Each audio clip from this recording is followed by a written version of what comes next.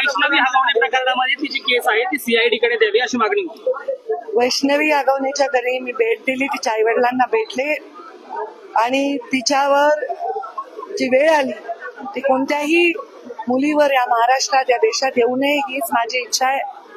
पण तिला न्याय मिळाला पाहिजे आणि त्यामुळे तिला न्याय मिळायच्या प्रत्येक पावलात आम्ही त्यांच्या सोबत आहोत।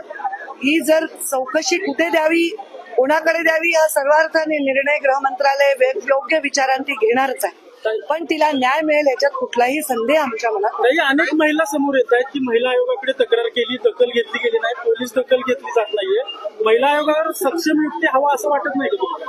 मला असं वाटतं की एक महिला जेव्हा तक्रार करते त्या तक्रारीचं गांभीर्य लक्षात घेऊन त्याच्यावर दखल घेणं हे कायद्याने क्रमप्राप्त आहे। तर अनेक वेळा खोटी तक्रार पण असते, पण दखल घेणं कायद्याने क्रमप्राप्त आहे आणि ह्याचं जे केंद्र आहे ते पोलीस स्टेशन आहे। पोलीस स्टेशनला कोणी तक्रार केली तर त्याची दखल घेणं हे कायद्याने क्रमप्राप्त आहे। महिला आयोगाला ज्या सुनावण्या असतात त्याच्यात या प्राधान्याने वेळ देण्याची सूचना आणि विनंती आम्ही त्यांना करू।